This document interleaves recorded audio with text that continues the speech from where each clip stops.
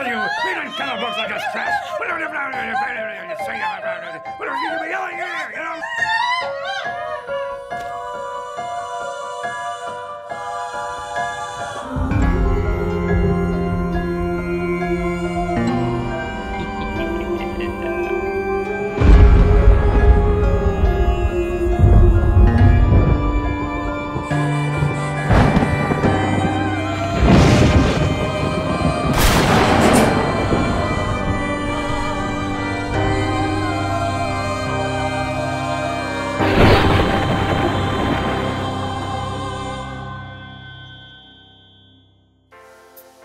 $55 going once, $55 going twice.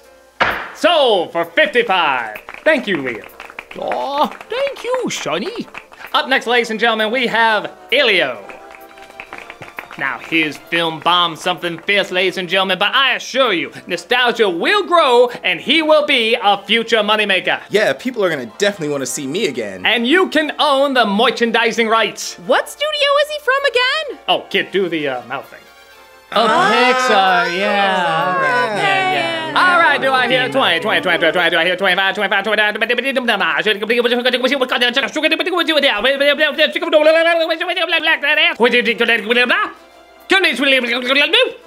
Sold for $5. Thank you, Elio.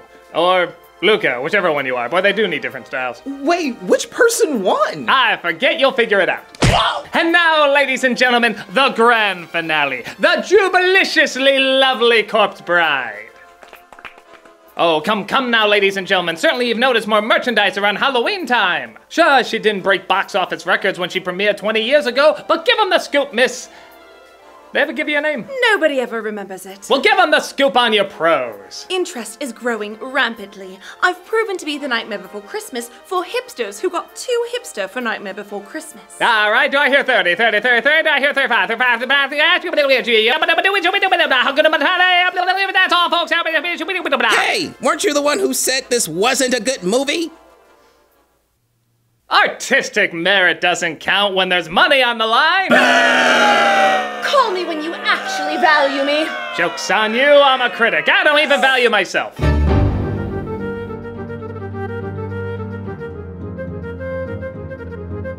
Something we talk a lot about here is films that didn't make a big splash at first, but eventually get a following. Corpse Bride didn't bomb at the box office, but in 2005, the reception was okay. It was just no Nightmare Before Christmas. Over the years, though, it hasn't made a huge comeback yet, but I feel like we're in the middle of seeing it start to grow. It's obvious it won't dethrone Tim Burton's Halloween cash cow, but more and more people are looking back fondly on it.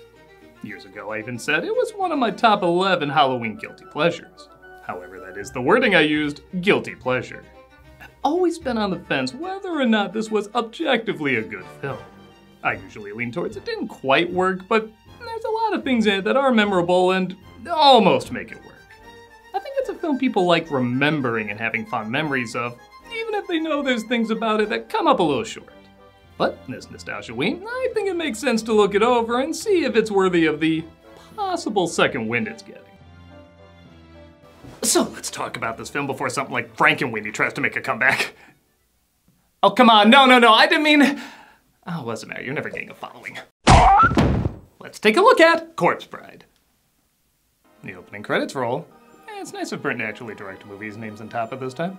As the film opens in Victorian Britain, but from the looks of it, you'd swear Mary and Max time traveled. Yeah, one of the fun contrasts of the film is in the Victorian era, the dead are actually more alive than the living. As the underworld is more bright and colorful and the world above is very drab and colorless. I like the idea that's only after you're dead in this time period that people feel like they can have fun and be their real selves. We'll be there, we'll be seen, having tea with the Queen. We'll forget everything that we've ever been. The songs are once again by Danny Elfman.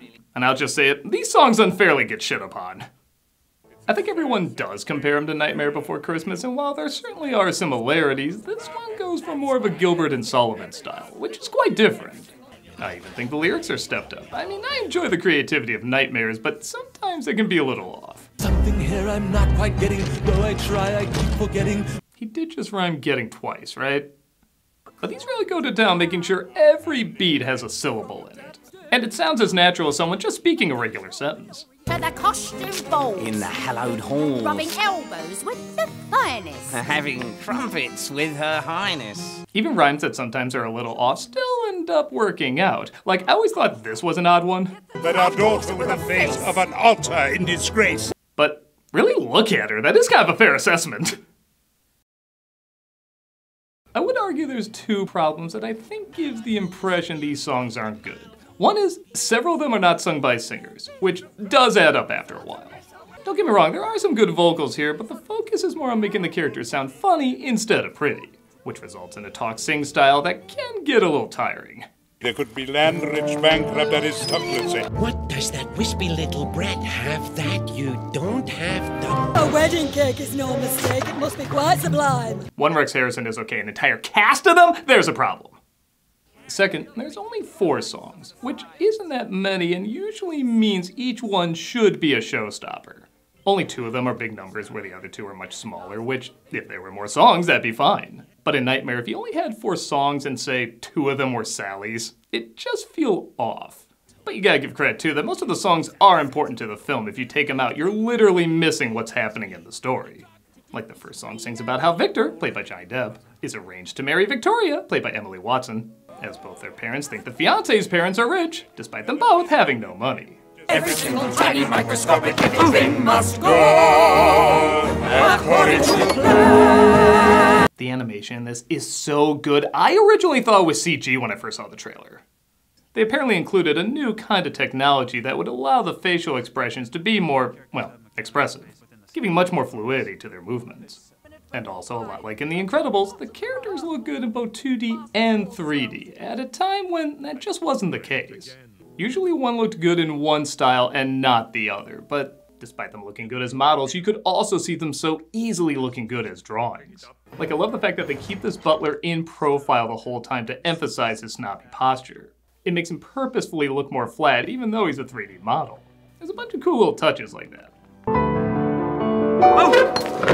You play beautifully. I do apologize, Miss Everglot. One of the downsides, though, is that our main couple, Victor and Victoria, are pretty boring. And yes, you could argue they're the straight men to bounce the weird stuff off of, but I don't know, Al as Mary Walbright and Walter Hobbs, I remember really enjoying seeing their reactions to a bunch of weird shit happening. Victor's reaction is always the same, confused. Tomorrow we are to be... Married. Yes, married. Part of that might be his puppet is literally designed to have only one expression, confusion. If I may ask, Miss Everglot, where is your chaperone? Honestly, with the exception of the corpse bride herself, most of the models have only one facial reaction the whole time, which isn't bad for the side characters, as their extreme reactions give off a lot of personality, but with the main leads, you need a bit more variety. I mean, candlelighting humor isn't really gonna get big laughs on its own. Can you not count? Do you not wish to be married, Master Van Dort? I do hope they pay Christopher Lee extra just to have a take where he goes, marriage. Victor keeps messing up his wedding vows and literally sets the place on fire. I'm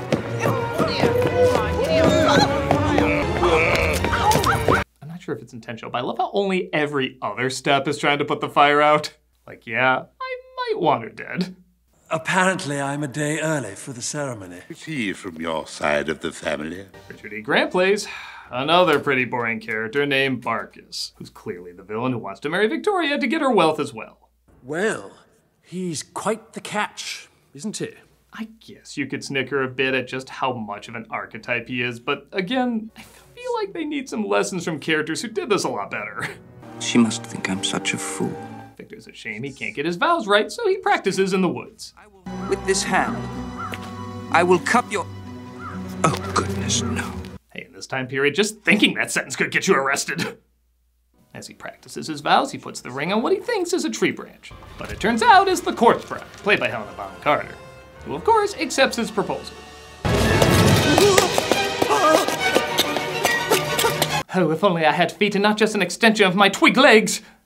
I'll say too, this movie actually does have some legit creepy moments. Oh my God! You may kiss the bride. The bride takes Victor below to the world of the dead through a pretty creative transition. Depp has this reoccurring dream saying, "No, not another pirate sequel!" And a singer named Bone Jangles, played by Danny Elfman. weirdly typecast as Tim Burton stop-motion skeletons, sings about the history of the bride. Well, our girl was a beauty known for miles around when a mysterious stranger came into town. Elfman said his voice would go hoarse after every recording session, trying to replicate a Cab Calloway type sound. Come to think of it, how did the dead discover jazz before the living did? And again, there's fewer rules in the afterlife, so maybe they're having so much fun, they stumbled across it faster. Now when she opened her eyes, she was dead as dust. Her jewels were missing and her heart was bust. The bride was robbed, then murdered by her fiancé, so she waited for another suitor to sweep her off her decomposing feet. And Victor accidentally became that suitor. Meanwhile, in the land of the living, Barkis tries to move in on Victoria after the news is announced that Victor is gone. And I do mean literally announced. Victor Van Dort, seen this night on the bridge in the arms of a mystery woman. And now the weather. Scattered showers. Enough! That guy gets more laughs out of me than he should. Victoria's parents, of course, love the idea of her trading up for Barkis, as they make the assumption he's also loaded with cash. He doesn't even know any women. Or so you thought. It pains me to be the bearer of such bad news. Maybe someone with a naturally funny-sounding voice would make this bland dialogue work, like Patrick Warburton. Or so you thought. It pains me to be the bearer of such bad news. I don't know, I'm just workshopping. Victor tries to run away from the bride, but she Pepe refuses to believe he's not interested in her. Oh, I almost forgot. I have something for you. An obligatory Tim Burton dog? How thoughtful! My dog Scraps. Well, he's touched she reunited him with the bones of his dead dog, but that's not the attitude a sentence like that usually conjures. He still tries to escape by telling her he should meet her folks in the land of the living. So they visit Elder Gutnick, played by Michael Goff, who was kind enough to actually let himself be filmed. That's how he naturally looked. You're right to hate me for mocking Alfred. It felt wrong saying it. He casts a spell to send them back and says if they want to return, they just have to say hopscotch. Yeah, I think they could have thought of a more clever word too.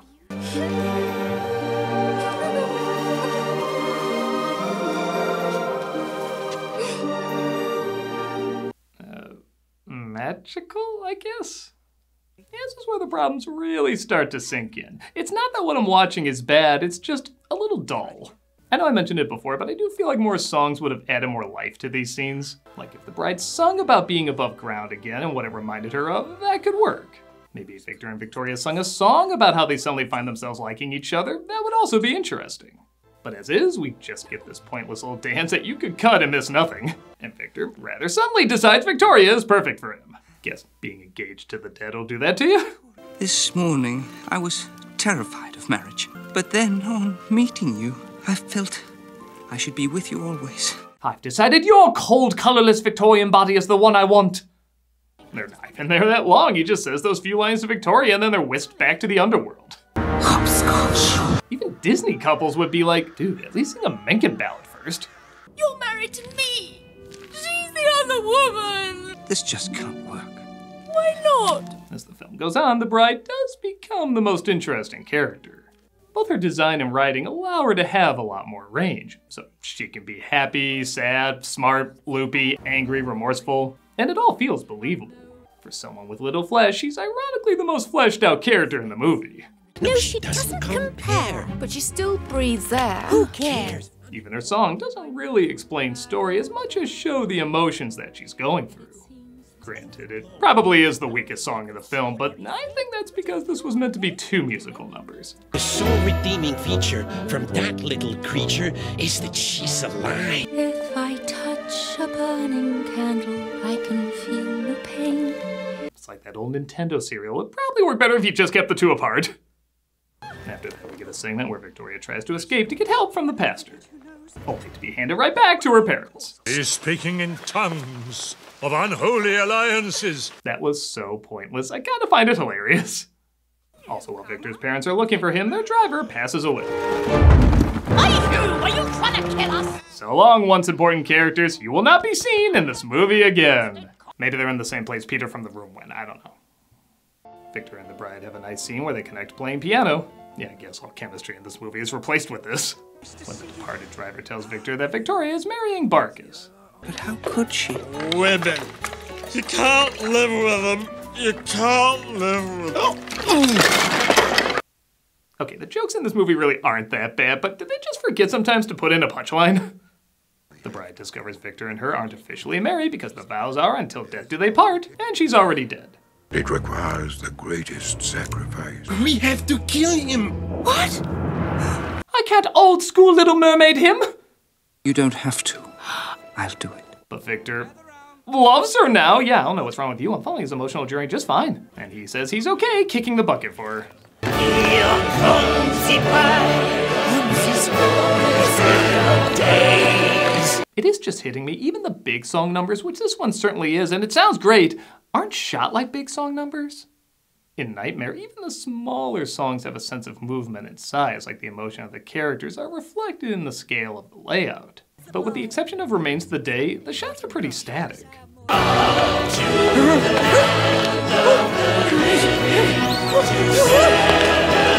Thankfully, the designs of the world and characters look great, but for such large-sounding numbers, there really needed to be more movement here.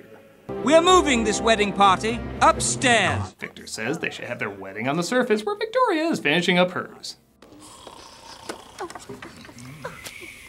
Quiet down now, everyone.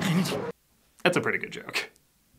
He finds out, though, that Victoria's family isn't wealthy, which is something of a moot point as it's announced. The dead will be out! You don't know me, but I used to live in your dead mother. And for those wondering, yes, that is supposed to be Steve Buscemi and no one else. This leads to a silly but surprisingly touching reunion as many of the dead reconnect with their family members. Grandpa?